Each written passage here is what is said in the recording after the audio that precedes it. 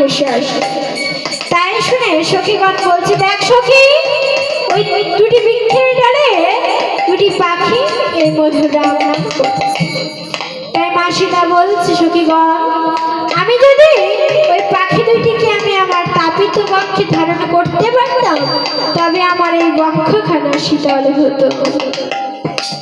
এদিকে সুখ শাড়িকে ডেকে বলছো, শাড়ি চলো না আমরা মায়ের কোলে গিয়ে বসি। এই বলে দুটি পাখি উড়ে গিয়ে মায়ের কোলে বসে। আর মা কি করেছে, পাখি দুটিকে চেপে ধরেছে। ধরে বলছে, সখীগণ, আজ আর পুষ্পচয়ন করে কাজ নাই, চলো আমরা গৃহে ফিরে যাই। আর মায়ের কথা বুঝতে পেরে সুখ মাকে গিয়ে ফাঁকি দিয়ে গিয়ে বসলো গাছের ডালে। আর মা শাড়িকে জোরে করে চেপে ধরে। শাড়ি বলছো, মা তুমি আমাকে ছেড়ে দাও, আমি যে পঞ্চম মাসের গর্ভবতী, তুমি আমাকে ছেড়ে দাও, আমি আমার স্বামীর কাছে চলে যাই। সীতা বলছে, না রে পাখি, তোকে আমি ছাড়বো না, তোকে নিয়ে গিয়ে স্বর্ণ পিঞ্জরে রেখে বনে মিষ্ট ফল সামনে গঙ্গার জলে খেতে দেবো। তাই পাখি বলছো, মা তুমি বুঝবে না স্বামী হারা কি যন্ত্রণা, কারণ তুমি যে কুমারী, তাই বলছি শোনো। বলো জানকী, জানকী, তুমি জানো না সুখরা ছাড়ির মর্ম বেদনা।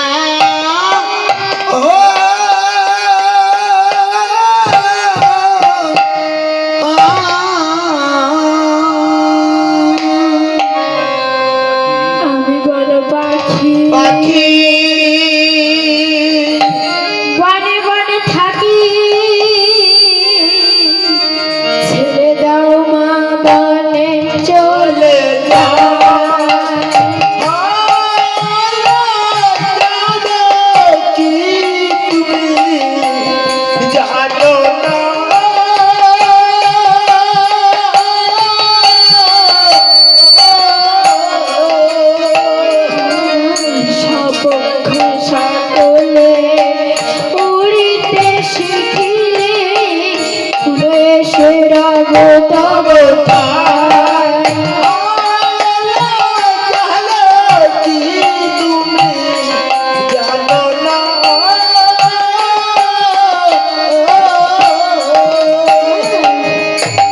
যদি গঙ্গার জল তাহলে মা মিষ্ট ফল সাবরিনে হলা হল খায়।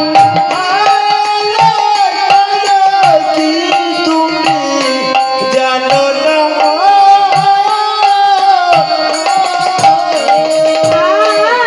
স্বামী যদি নাই বারো বাসে,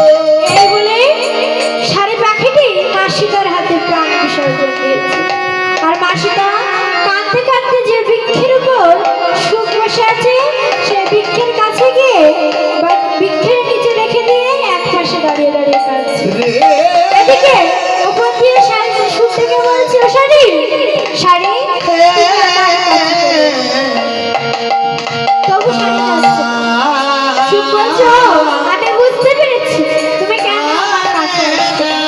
ঠিক আছে, আমি তোমার কাছে যাচ্ছি।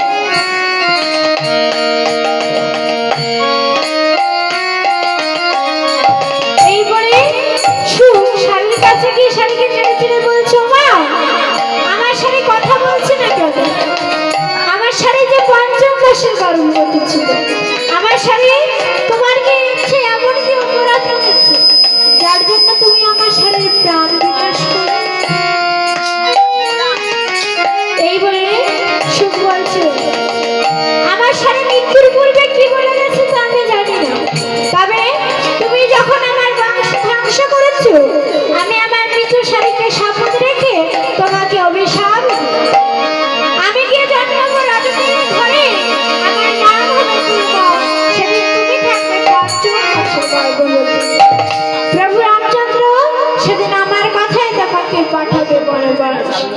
আর তোমার গর্ভে যে পুত্র সন্তানের জন্ম হবে তাদের হাতেই তোমার স্বামীর বংশ হবে।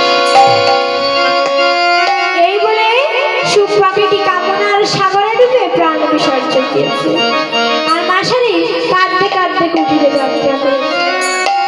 হনুমান বলছে, ও মুনিবর, আমি বুঝতে পেরেছি পুরো লক্ষণের কোনো দোষ নেই, প্রভু রামচন্দ্রের কোনো দোষ নেই।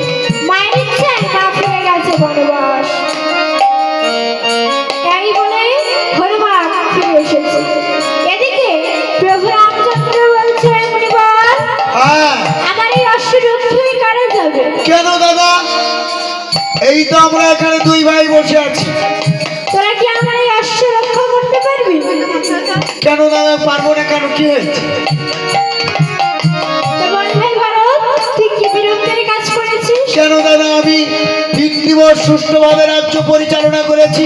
হ্যাঁ ভাই ভারত, তুই পারবি।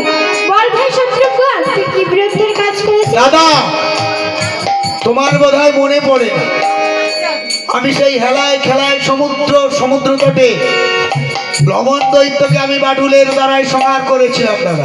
হ্যাঁ ভাই শত্রুঘ্ন, তুইও পারবি। কোথায় সমুদ্র আশ্রয় দিই, শীঘ্রই